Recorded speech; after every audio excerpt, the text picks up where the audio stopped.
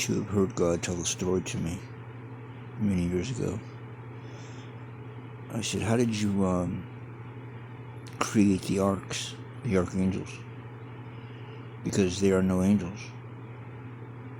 How do you have, angels be warriors or soldiers for you? I don't understand that.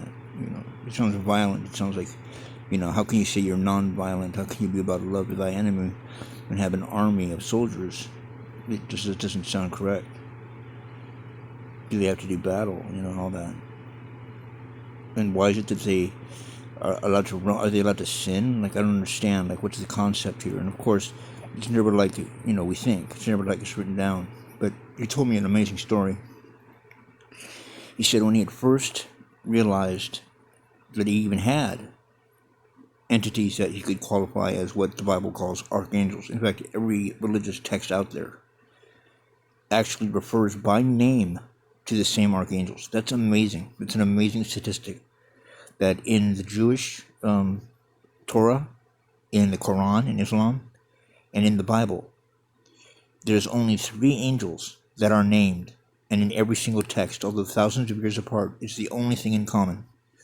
Michael, Gabriel, Gabriel, the one who gave Prophet Muhammad the Quran is the same one who told Mary she would have the baby of Jesus, or of God. So it stands true that it's a pretty amazing thing. They never taught me that in school. That really would have made a big difference for me.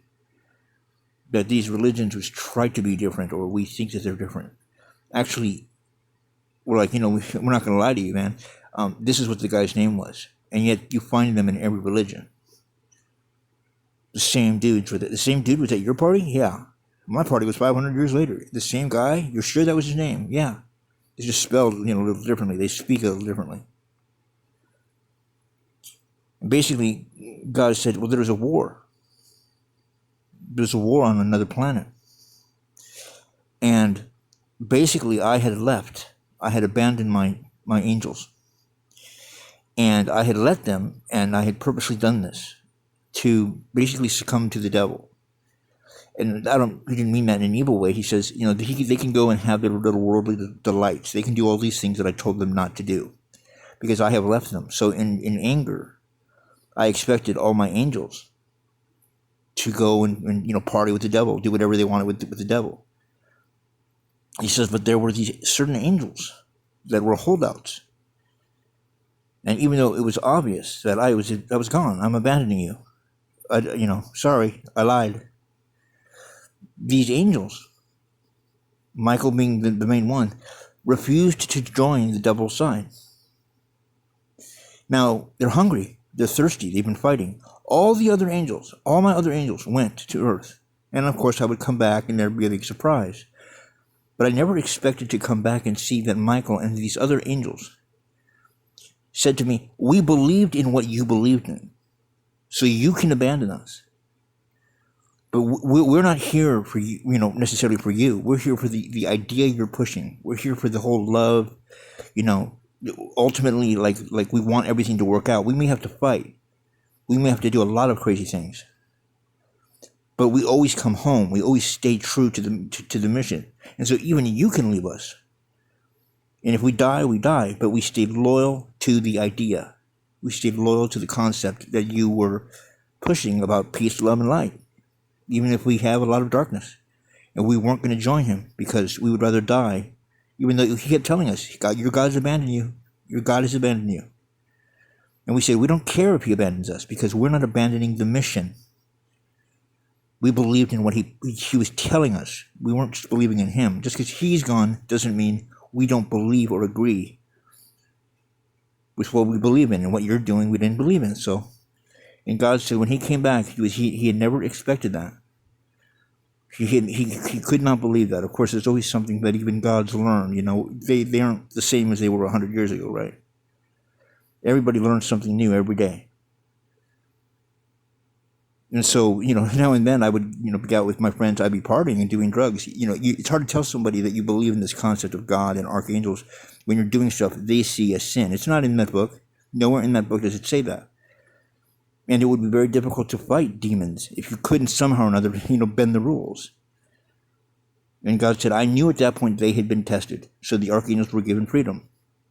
And I said, even freedom to sin? If need be, yes. Because I knew they would always come back. The other angels, they don't do that. They commit to sin, and then they stay on the dark side.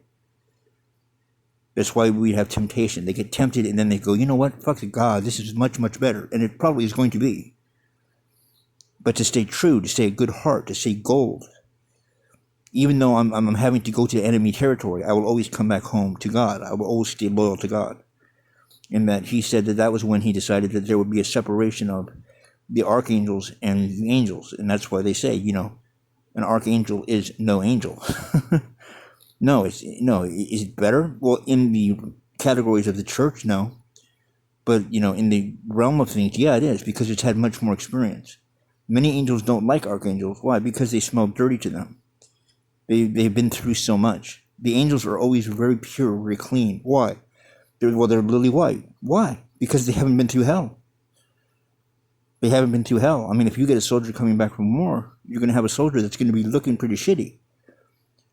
And if you don't know what war is, and you're deciding, well, who do I want on my team? You're going to pick all these pretty boys, and not knowing that the guy with the most experience looks like shit because he's been there. He knows it.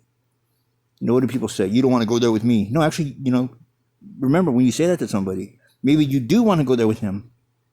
He knows the way. He knows what's in the darkness. He knows the sound of their weapons. And he's not going to look very pretty. The arc is like a half of a circle. When you complete that full circle, the 360 degrees, you have a perfect person. So in other words, the perfect person is going to be damaged.